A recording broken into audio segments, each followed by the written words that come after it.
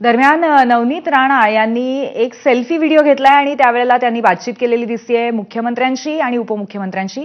त्या काय म्हणाल्यात पाहूया. अमरावतीकरांची स्वप्न होतं की एअरपोर्ट ऍक्च्युली 20 वर्ष झाले दादा, पण 2014 नंतर आपण टेक ऑफ आज करणार आहे इथून मुंबईवरनं. सो थँक्यू दादा, थँक्यू सो मच साहेब.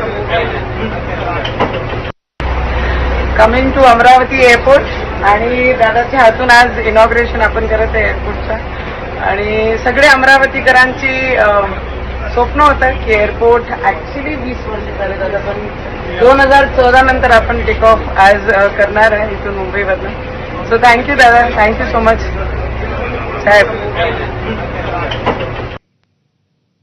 टू अमरावती एअरपोर्ट आणि दादाच्या हातून आज इनॉग्रेशन आपण करत आहे एअरपोर्टचं.